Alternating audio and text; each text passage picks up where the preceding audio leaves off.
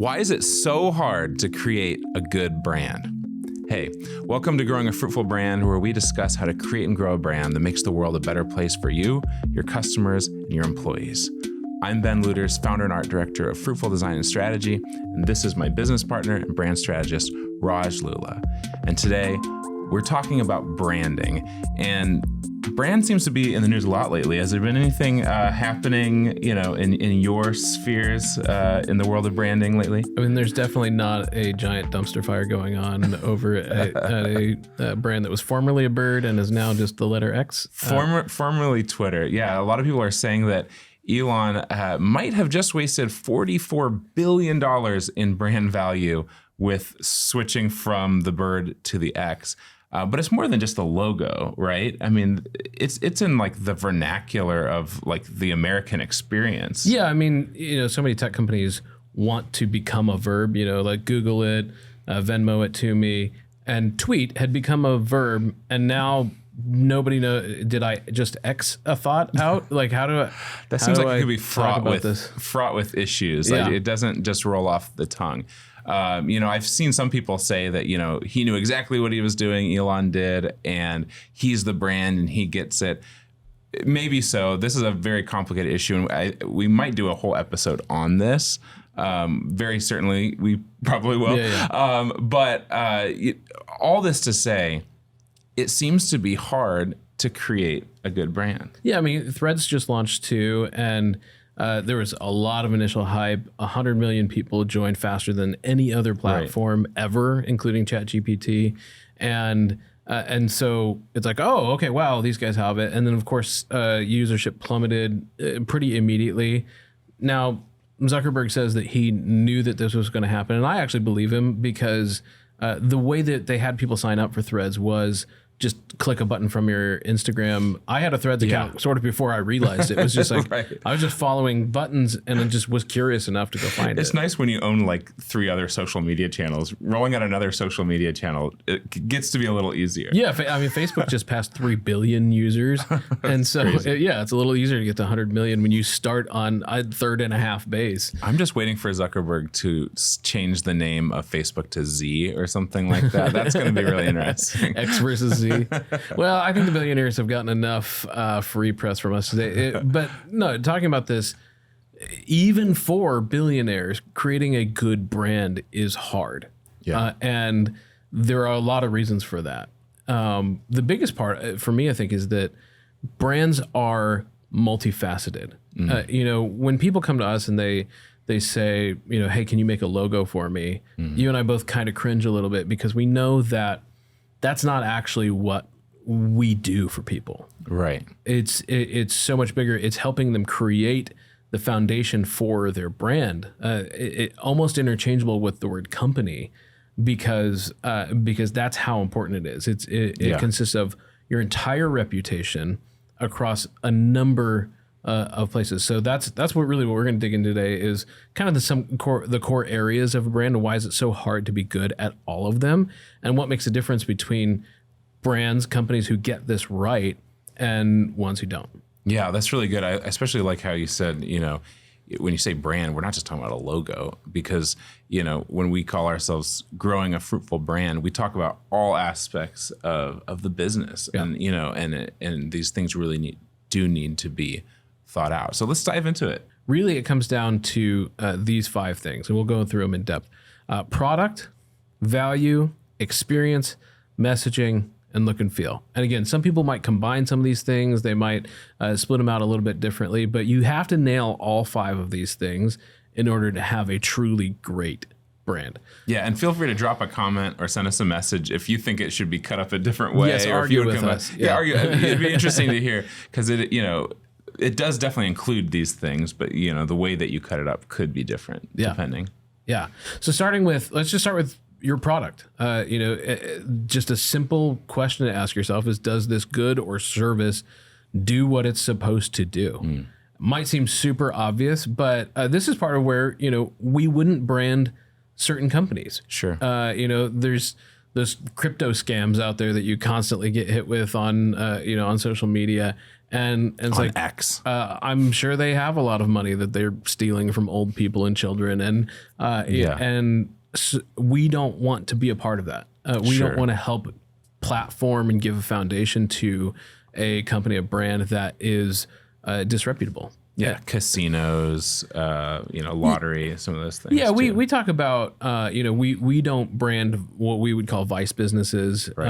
And it's not to say that those places don't have a right to exist or whatever. That's not our judgment to make. It's just that we know that we can't do our best work in helping create a foundation for those places because we don't fundamentally believe that the product is good for us or other people. Yeah, it's in what we say every week here about making the world a better place. Yeah, it's growing a fruitful brand for it to be truly fruitful in our eyes. It's got to be doing good in the world, and that can be subjective, I guess. Yeah. But we get to be subjective. Yeah, but I mean, I think that's actually a great place to kind of start. Is if you're looking for a branding agency, a lot of people think, well, they're a provider, and so if I've got the dollars, they should serve me. Yeah. But because brand is so much bigger than just the creation of a logo or some messaging, and it goes into all of these other areas, you're actually bringing about 50% or so to the branding conversation. You've already got the product, the value experience, that stuff already locked down, or at least in progress. And if it's not a good fit for your branding agency, they should know that, and they should be honest with you about it. There are certain businesses and organizations we don't work with. There are some businesses and organizations we work really great with.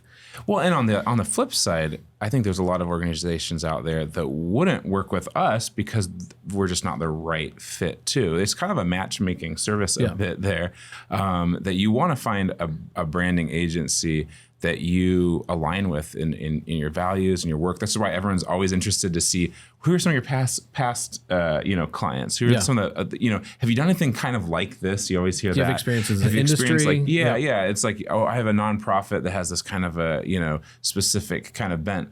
Have you done anything like that before? And they kind of want to see, they don't expect you to have done work exactly like their thing, but they just want to make sure that we would be a good fit, that you kind of understand this world in some way. Yeah. And so that's why, you see a lot of people kind of niching down in industries because, and along ideologies or values, because those kind of people just kind of get those kind of people, and they work well together. And there are maybe even some good organizations and things out in the world that maybe we still wouldn't necessarily be the best fit for, just because of just how our makeup is. Yeah, and even just the types of things that those clients want or expect, and even in terms of communication, all those things. Like there's a certain rhythm back and forth, a relationship that you want to have. Exactly. So moving from product, so product's number one, do you actually have a good or service? Let's start there. Does it do what it's supposed to do? Then that goes very naturally into value. Value asks the question, does this solve the problem for the right price? We were talking about how there's these services that you pay for that you kind of roll your eyes at. And there's no offense to these industries at all, but it's just that it feels expensive for what it is. So the one that comes to mind for me is a plumber, where somebody comes into your house and they just tighten one thing. No, well, a lot of times they'll crawl under your sink or go in whatever room has the problem. They look at it and they come back and, okay, that's going to be $500. And you go, I mean, it has to be done. And so you kind of reluctantly, begrudgingly do it. And, don't get me wrong. There are ways, even in those industries, to improve the sense of value. The folks who put the little shoe covers on as soon as they come into your house so that they don't track mud through your house or dirt or whatever. During the pandemic, people who would call you in advance and ask you if you wanted to wear a mask in your house, like those types of things. You can, even in those industries where people begrudgingly pay for it, you can improve the value that you feel like you're getting, showing up on time, giving people a more reasonable window of time instead of it's going to be between April and June. It's like, oh, okay, well, that doesn't feel great. In daytime or nighttime, possibly, hours. And so, but yeah, asking this question of value of, does it feel like it solves the problem for less than you would have paid to solve it? So, therapy, for example, at $100 an hour, you might feel like, whoa, that's expensive. But if it keeps you from quitting your job and losing $100,000 a year, right, then man, $100 an hour seems cheap at that point, especially if it's only once a week, or once a month. It's like, okay, well, that $1,200 I spent this year was worth $100,000. And when you multiply that over, interest on your savings and longevity of your career, selling your business, all of those things, that $100 a month might be worth literally millions and becomes so worth it. So, your brand is a combination of a product, but then also the value that it feels like that product or service is worth. Then we get into experience. And again, all of these are interrelated for sure. And experience comes in two spots. It's both before purchase and after purchase, pre-purchase, post-purchase. And that's easy to kind of think of as maybe sales and marketing and then fulfillment and follow-up. But from the beginning, we think about brand a lot as before you've even entered the room, what do people think of you? That's sort of that pre-purchase identity, reputation piece of it. But then also, what's your website like? How easy is it to schedule a call or add to cart or any of those things? That's all pre-purchase. You are creating the experience for them before they are even doing business with you. Right. In fact, a lot of the new research on purchases say that people do 70% of their research on you before ever reaching out to you. So they are almost ready to purchase. We talk about funnels all the time. They're already 3/4 of the way down the funnel before you even hear from them for the first time. That's what most research is saying now. So crazy. And so that puts a lot of emphasis on your pre-purchase experience. Is your website good? Is it accessible? Is it responsive on mobile phones? All of those things. Does it? And then we'll get into look and feel in a minute. But is it attractive to people? How did they hear about you? Did somebody recommend them to you? All of those things are all part of your brand, and you do have an amount of control over those things, of whether people recommend you or not. Well, and I think one of the things that comes to mind when you think about these two aspects of experience, pre-purchase and post-purchase, the goal is that both of those are equally awesome. The goal is that the pre-purchase, the level of experience in the pre-purchase phase matches post-purchase, or maybe post-purchase even exceeds, what you got in the pre-purchase. And I think it can be really easy for us to focus on one of those and neglect the other. Some people are better at, the sales and marketing, but as far as, client retention and follow-up and all that kind of stuff, things can fall apart. And so that's super important to keep in mind. You may have a great sales team or a great marketing partner, but you don't know what to do with people once you get them. And that's a huge experience problem, because if you're really, really good on the front end and then really disappointing on, you're not going to get repeat business. Yeah, I think it kind of destroys. It feels like you made a promise with the experience on one hand, and then you let them down. Yeah, And the opposite happens a lot too, where your customer service, your product, your experience is really great, but people have no way to find you because you don't have a website, or your website is terrible to work with. And then you feel like you're a really well-kept secret, and you don't want to be a well-kept secret when you're a business. Yeah, we see a lot of people that fall into that category. Yeah, and so if you are...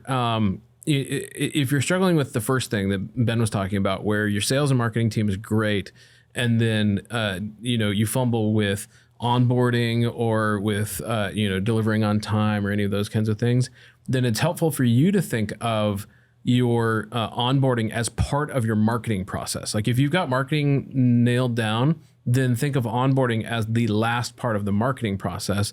And then if your team can't handle it from there, then, maybe make some changes.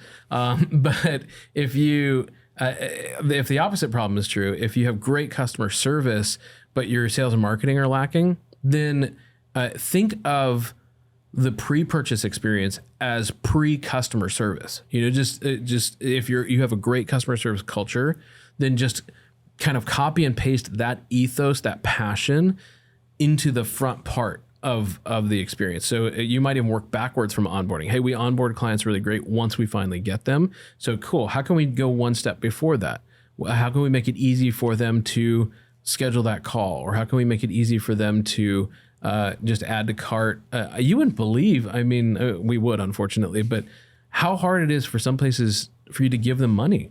Oh, even just I was at the doctor's office the other day, and they're like, there's a sign on the counter that says copay is due at the time of appointment. So I got my card out, and they go, our card machine is down. I was like, and that wasn't their fault, but how many places are they, it's like you have some sort of electronic payment checkout thing on your website that's really sketchy.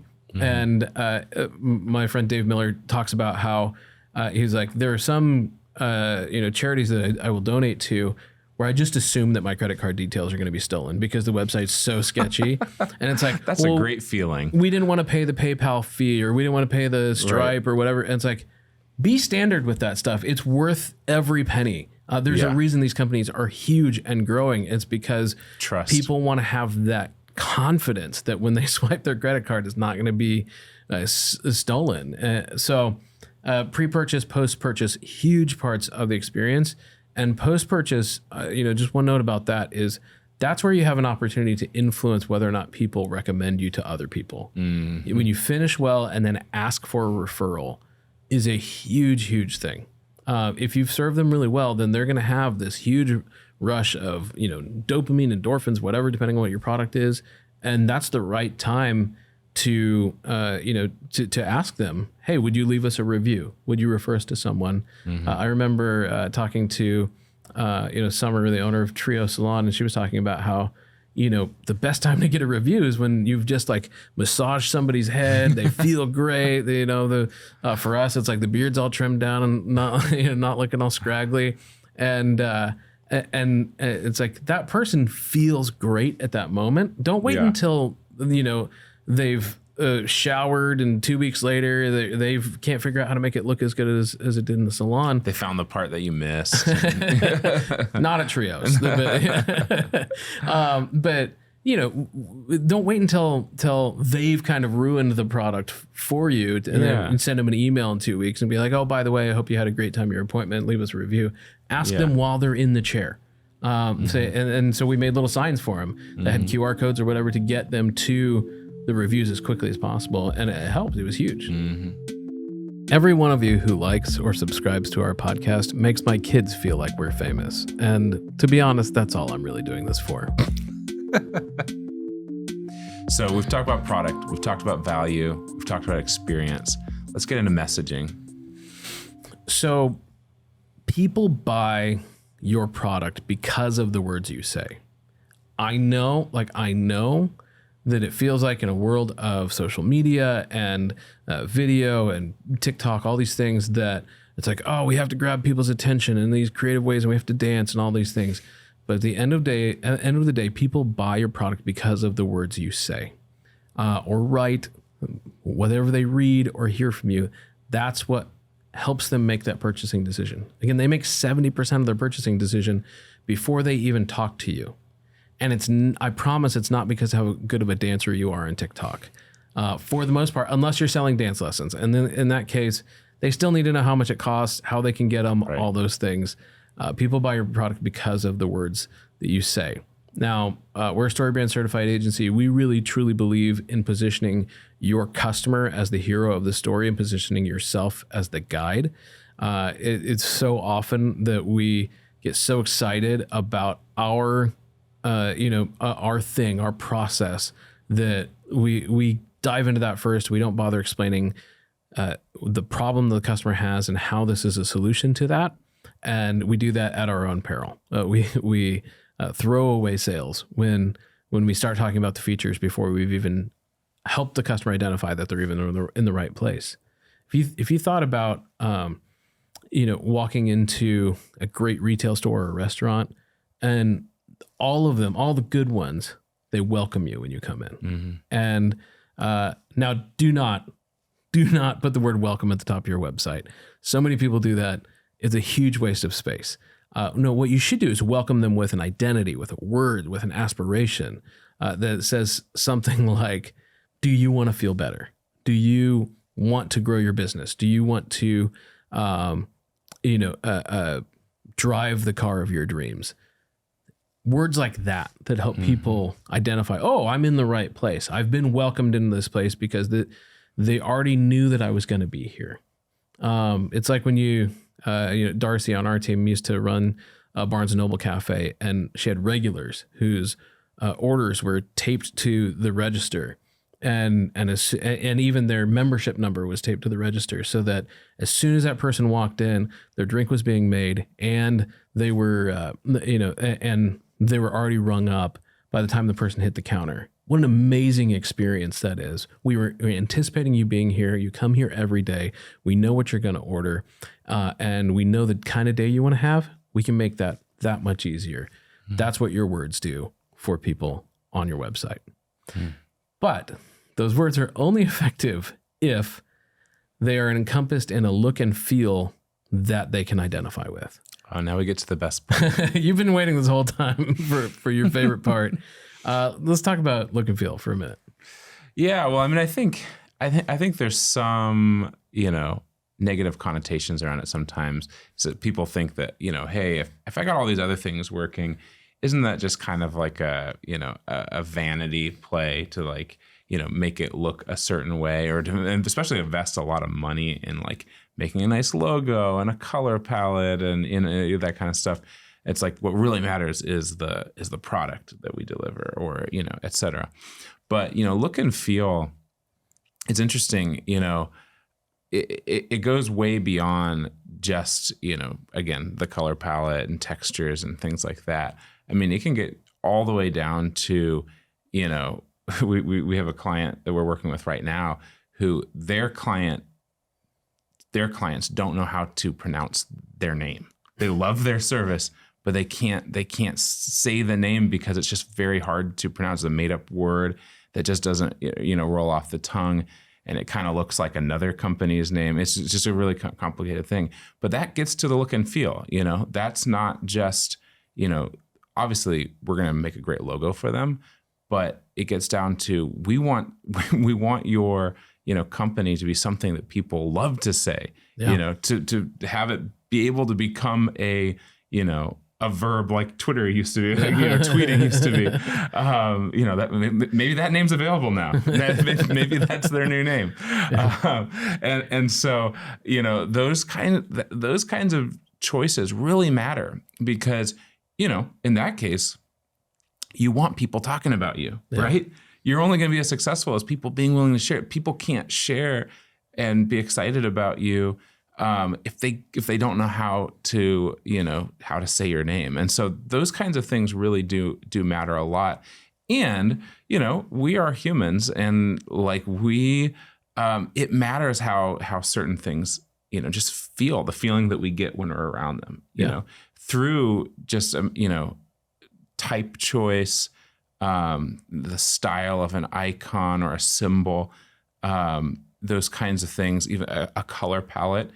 A certain these feelings are evoked, and we can feel safe, we can feel heard, we can feel feelings of joy and stuff like that. All just through these very seemingly irrelevant things, but they're deeply, deeply relevant. Can you imagine if we lived in kind of a black and white world where there was no color? Like there are certain colors that just evoke certain emotions and feelings, and we can use those to our advantage, not in a manipulative way, but in a way that enhances our value, enhances our experience, enhances our product, and matches those things. So a lot of times what we like to say is like, you've got a great product, you've got a great thing that you're wanting to do in the world.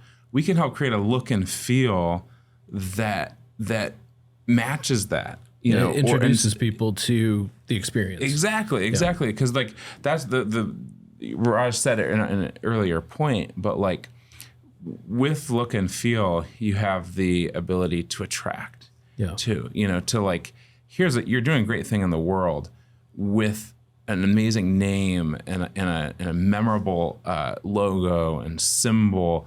And, you know, color palette, illustration, photography choices, video, like all that stuff, you have a way to kind of attract and get people's attention. And it really is, you know, about attention. But again, not in a, you know, I keep saying it, but not in this kind of vanity kind of metric way, but in a way that conveys the truth of who you really are. Yeah. And I mean, there's tons of examples of this, right? Where like if Apple computers, instead of having a sleek, you know, metallic Apple on the back of a laptop, Ben's showing his off here on the video.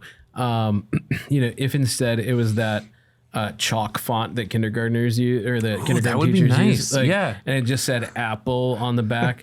I mean, people would be so fast to get a laptop cover if they even bought the product, you know. But like, assuming the computers were still as good as they were, people buy laptop covers. They'd be putting stickers all over this thing to just get away from the embarrassment of like, I'm in a professional meeting in a boardroom with a chalk font on my on the back of my machine. It just doesn't feel right.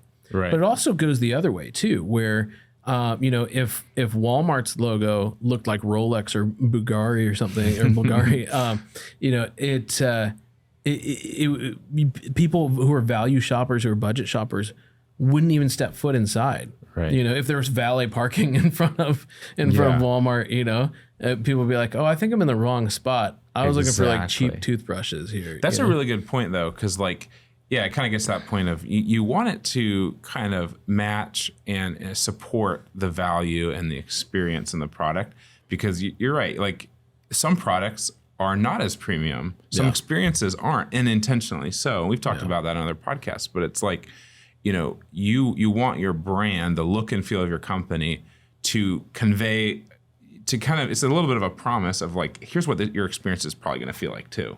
Well, and so take Walmart for example. Still, there's still a high level of consistency in their branding across, you know, what the checkout looks like, what you know, the uniforms workers wear, signage, all those things, even, you know, signage outside in the parking lot, all of those. And I know we talk about it a lot as being like the cheapest thing, but it's not actually the cheapest thing. The thing below that is like the flea market that has taped up signs on poles, you know, like there are marketplaces below Walmart in terms of cost, but Walmart's commitment to consistency in their branding, it helps you know that, hey, most likely it's going to be in stock. The truck isn't going to be late, and you're not going to have some, you know, a person behind the desk being like, I don't know, just I mean, the truck will get here when the truck gets here. Whereas in a, you know, whether it's a flea market or whatever kind of other environment, where it's like, hey man, like there's a taped up pole here. This was a parking lot 8 minutes ago. What do you expect from us? Like you can't come here and expect to get dog food and toothbrush and you know, some groceries for the week. You can't expect to maybe haggle on prices and oil for your car. Yeah, exactly. You know, like, there's a perks to that world. It's a different thing, and so like even in their branding, it conveys the dependability of the brand, even if it's doing it at a price point that's lower. It's got the little smiley face that tells you hey, prices are low here. That's great. Apple would not be caught dead with the smiley face in their window of like, hey, we cut our prices. Like, no, it's not. Yeah, that's like the opposite of their brand. Yeah. And so it's not just about you know, this only works for luxury brands, or you have to, or if you're, you know, planning on selling at a higher and higher margin. It's really what look and feel is really about is it's about building community. It's showing people, hey, again, you're in the right place. We're saying the words that tell you you're in the right place, and then we're doing all of the other nonverbal signals. Right. Whether it's our imagery, whether it's our logo, our fonts, colors, all those things that show people that you are in the right place, and we're here to take care of you. So just to wrap up, we talked about your brand consists of your product, the value you provide, the experience that people have, the way that you're talking about that experience with the messaging, and the look and feel. Those things are all really, really important. And while we as a branding agency love to create brands or rebrand, we know that we only bring about 50% of that equation to the table. Right. We can help give you the foundation for your brand, but you bring the other 50%, maybe more, to the table with your customer service, with your sales, with your product. And it's not enough to just have a great logo and a great message. It also does need to be a great product, a great experience, which is why even billionaires struggle to create great brands. It is difficult to do. And those of you who are out there doing it, keep going. The world needs great brands. They need great people like you who are proud of their work, who are telling their customer stories, who are entering their customer stories as a guide to solve their problems. Keep going. It's hard work, and it's well worth doing. If you do feel like you are, you've got a great product, got a great thing going, but you are kind of this, best kept secret kind of a thing, and you don't feel like your look and feel or your messaging, are really helping you get that out into the world in an attractive and in a cohesive way. That is what we do. I mean, like, shamelessly, like, that we love bringing, that part of an equation to help people, get that message out there in a way that connects them with the right community. Yeah. And I will say too, sometimes that piece of the process is the tail that wags the dog. When you sit down and you think about your customer story and how you enter into that, sometimes it gives you a little light bulb moment where you go, oh, our onboarding should be better. Because, when you ask, what is this button on the website going to do? And it's like, well, it's going to schedule a call with our customer service team. Can people actually schedule a call, or are they just requesting a call? Oh man, it would be great if they could schedule a call directly from the website. Right. Cool. We need Calendly. We need HubSpot. We need some kind of service that allows our customer services team to be, their calendars to be directly schedulable on the website. That's great. Sometimes going through the process helps you actually improve the other parts of your brand. Exactly. A lot of it's just about caring enough to do it. Yeah. In order to help you with that, we're going to put together a brand worksheet. It's going to be attached to the blog post that we post a summary post for every episode that we do, and the link will be in the show notes. But that brand worksheet is just going to take you through all 5 of those areas that we talked about today: product, value, experience, messaging, look and feel.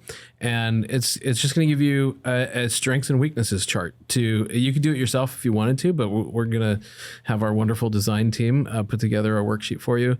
And you can just sit there and work on it and think through, really, truly try to think of it from, I've never heard of this company before. How I'm experiencing it for the first time. Do I understand the product is going to solve the problem? Is it going to be at a price point that is worth it? How's the experience from never having heard of this all the way through telling my friends about it? Is the messaging clear? Is the look and feel, the website, the brand, all that up to date? Does it compete with our competitors? Does it outshine our competitors? Is it a little bit below our competitors? Is it living up to our own aspirations? Maybe it's not even our competitors. Maybe all of our competitors have bad stuff, but we want to be the Apple of plumbing or whatever.